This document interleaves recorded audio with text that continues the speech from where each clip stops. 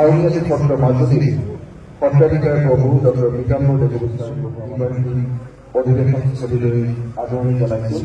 তেখেতক আদৰণি আনিবৰ বাবে আমাৰ গায়ন বাদনৰ দলৰ লগতে বিজ্ঞাপনসকলক অনুৰোধ জনাইছিল।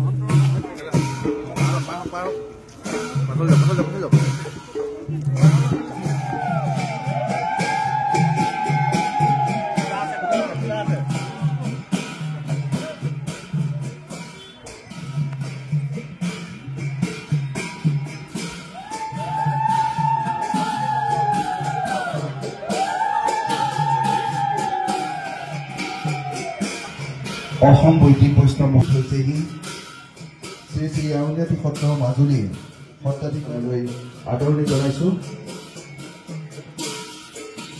আমি তেখেতক আজিৰ অনুষ্ঠানলৈ উষ্ম আদৰণি জনাইছোঁ। এয়া ডক্টৰ পীতাম্বৰ দেৱগোস্বামী প্ৰভু আহি আমাৰ মাজত উপস্থিত হৈছেহি। আমি তেখেতক মঞ্চলৈ আগবঢ়াই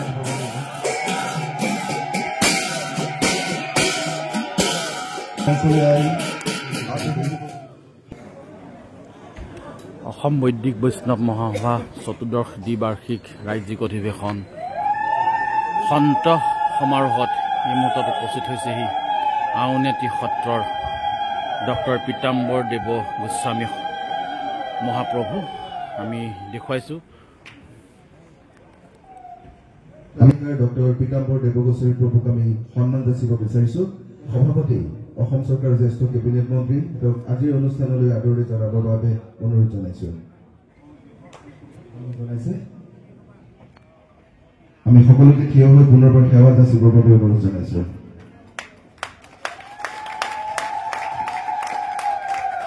ইয়াৰ পাছতেই আমি লগতে খালি অংগবস্ত্ৰৰে তেখেতক সন্মান যাচিবৰ বাবে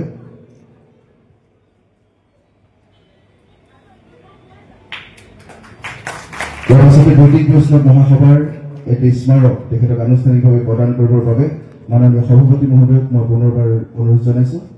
এয়া অসম বৈদিক বৈষ্ণৱ মহাসভাৰ চতুৰ্দশ দ্বিবাৰ্ষিক অধিৱেশনৰ উদযাপন সমিতিৰ সন্মানীয় সভাপতি কেবিনেট মন্ত্ৰী অতুল বৰা ডাঙৰীয়াই তেখেতক আমাৰ এই স্মাৰক প্ৰদান কৰিছে আনুষ্ঠানিকভাৱে। মই তেখেতক ধন্যবাদ জ্ঞাপন কৰিছোঁ।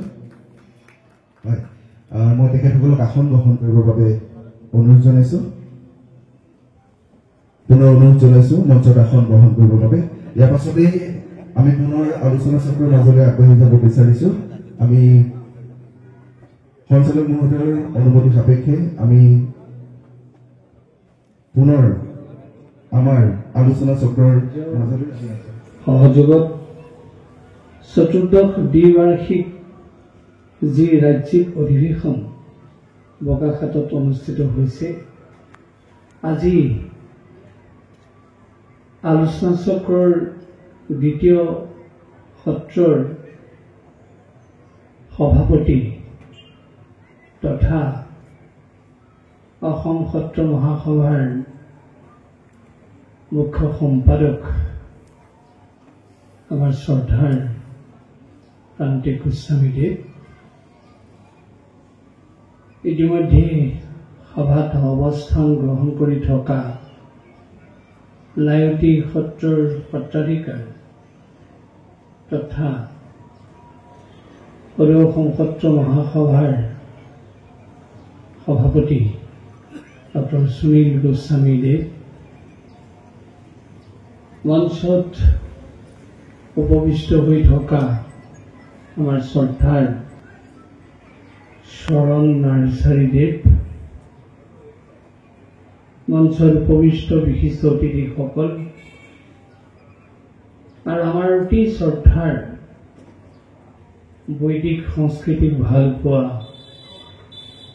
শ্ৰদ্ধা কৰা ধৰ্মপ্ৰাণ ৰাইজ, আইসকল, এই অনুষ্ঠানৰ লগত জড়িত হৈ থকা কৰ্মকৰ্তাসকল, জয় জয়তে আপোনাসৱ নৰৰূপী নাৰায়ণ সদৃশ সমূহ জনমণ্ডলীলৈ আমাৰ ভক্তিভৰা শ্ৰদ্ধা আমি আগবঢ়ালোঁ। যোৱাকালিলৈকে আমাৰ মাজুলী মূল আউনীআটী সত্ৰত 3 দিনীয়া এটা কাৰ্যসূচী থকাৰ বাবে আমি আজি পুৱাতেই সন্মতি প্ৰদান কৰিছোঁ, যদিও এই ক্ষেত্ৰত আহি উপস্থিত হ'ব নোৱাৰিলোঁ। আমি উদ্যোক্তাসকলক জনাইছিলোঁ যে আমি দুপৰীয়া বেলাহি মাজুলীৰ পৰা পাৰ হ'ব পাৰিম, সেই আমাৰ হয়তো অকণমান পলম হ'ব আৰু সেই আমি 2:30 বজাতহে ইয়াত উপস্থিত হৈছোঁহি। আমাৰ এনে অনিচ্ছাকৃত ত্ৰুটিৰ বাবে আপোনালোকৰ ওচৰত মাৰ্জনা বিচাৰিছোঁ।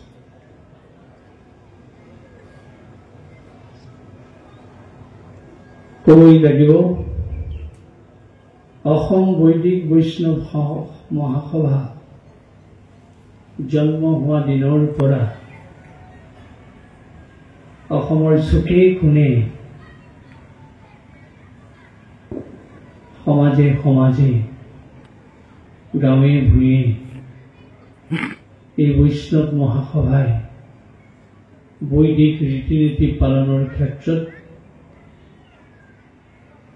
সতৰ্কতা অৱলম্বন কৰি আহিছে আৰু যাৰ কাৰণে আজিও আমাৰ অসমীয়া সমাজখন অনুশাসিত হৈ আছে। আৰু সেই আমাৰ ক'বলৈ মন গৈছে, যেতিয়ালৈকে বৈদিক বৈষ্ণৱ মহাসভা থাকিব, তেতিয়ালৈকে অসমীয়া সমাজখন শৃংখলিত হৈ থাকিব। ক'বই লাগিব,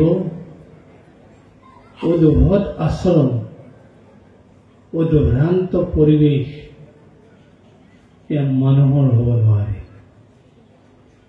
আৰু মানুহৰ শৃংখলিত জীৱন আছে কাৰণেই, মানুহৰ বৌদ্ধিক চিন্তা আছে কাৰণেই, মানুহৰ বিবেক বুদ্ধি বিচাৰ আছে কাৰণেই, হৃদয় অনুভূতি আছে কাৰণেই মানুহ শ্ৰেষ্ঠ।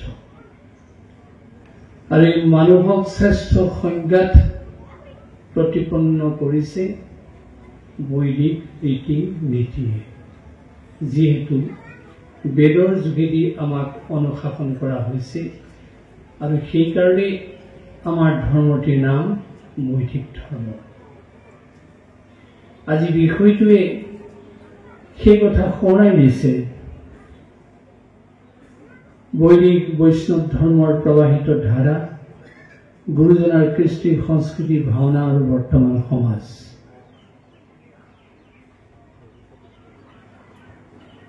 এই বিষয়টোৱে মনত পেলাই দিছে বৈদিক সংস্কৃতি, বৈদিক ধৰ্ম মানে কি, আমি বৰ্তমান কোন অৱস্থাত উপনীত হৈছো, আমাৰ কৃষ্টি সংস্কৃতি কোনফালে ধাবিত হৈছে,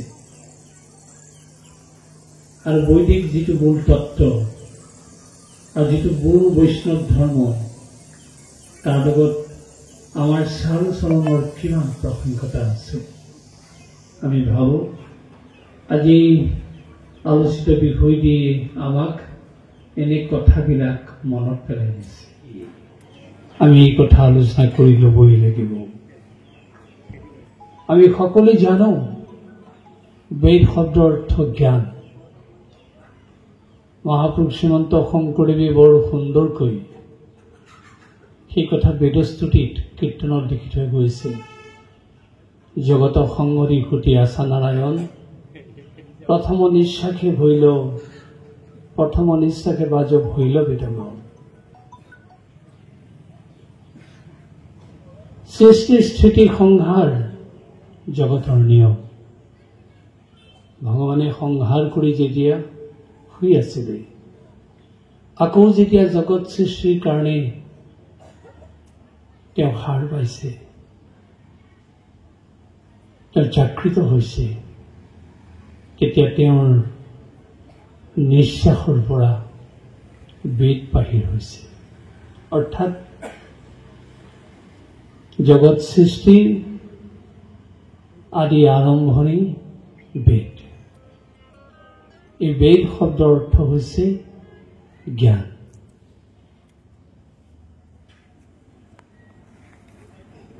যিদিনাখনলৈকে ঋষিমুনিসকলে ভগৱন্তৰ কথা ধ্যান কৰোঁতে শুনি আছিল, তাক শ্ৰুতি বুলি কোৱা হৈছিল। আৰু যিদিনাখনলৈকে ঋষিমুনিসকলে তাক মনত ৰাখি কথোপকথন কৰিছিল, তাক স্মৃতি বুলি কোৱা হৈছিল। সেই বেদৰ অন্যতম দুটি প্ৰাসংগিক শব্দ শ্ৰুতি আৰু স্মৃতি। বহু দিনৰ পিছত বেদৰ লিখিত ৰূপ দিয়া হৈছিল।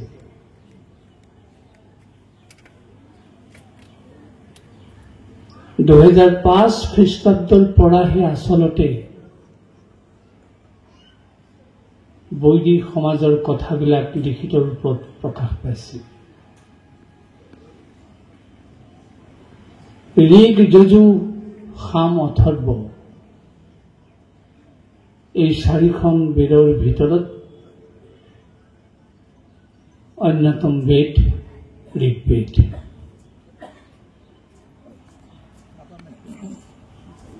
এই চাৰিখন বেদৰ কিন্তু চাৰিটা শাখা আছে: সংহিতা, ব্ৰাহ্মণ, আৰণ্যক, উপনিষদ। য'ত দেৱতাৰ স্তুতি থাকে তাকে কোৱা হৈছে সংহিতা, আৰু য'ত যাগ যজ্ঞ আদি বৈদিক কৰ্মৰ অৱতাৰণা কৰা হৈছে সেই অংশকে কোৱা হৈছে ব্ৰাহ্মণ।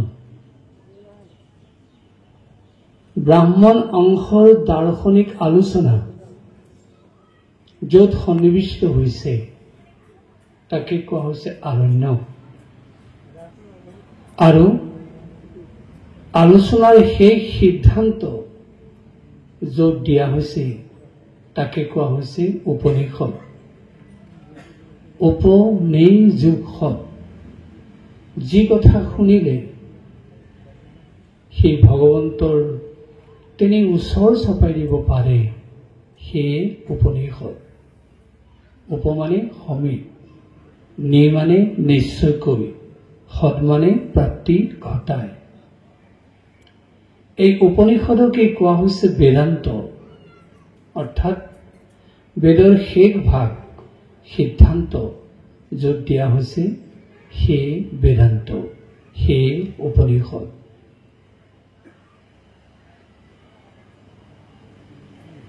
প্ৰত্যেক বেদৰ অংগ আছে।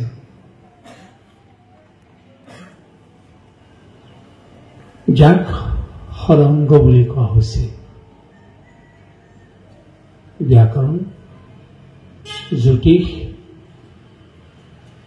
কল্পসাহিত্য, ছন্দ, নিৰুক্ত আদি।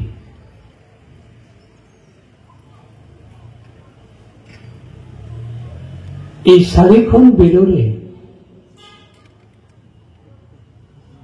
চাৰিখন আকৌ উপবেদ আছে। ঋগ্বেদৰ উপবেদ হৈছে আয়ুৰ্বেদ, যজুৰ্বেদৰ উপবেদ হৈছে ধনুৰ্বেদ, সামবেদৰ উপবেদ হৈছে গন্ধৰ্ববেদ আৰু স্থাপত্যবেদৰ উপবেদ হৈছে অথৰ্ববেদৰ উপবেদ হৈছে স্থাপত্যবেদ।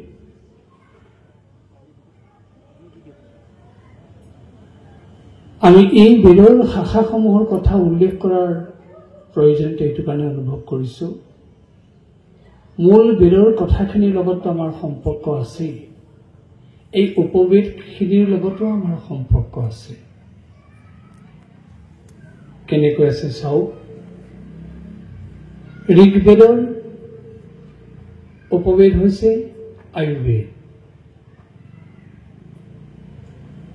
আমি সকলোৱে দীৰ্ঘায়ু কামনা কৰোঁ। আমি সকলোৱে নিৰোগী জীৱন কামনা কৰোঁ। আমি সকলোৱে মানৱ মাত্ৰেই আমাৰ পৰিশীলিত জীৱন আশা কৰোঁ। এই আয়ুষবৰ্ধক নিৰোগী জীৱন দিয়া, প্ৰণালীবদ্ধ জীৱন দিয়া উপবেদখনেই হৈছে আয়ুৰ্বেদ, যি আয়ুৰ্বেদে আমাক এনে জীৱন তাত্ত্বিক শিক্ষা প্ৰদান কৰে।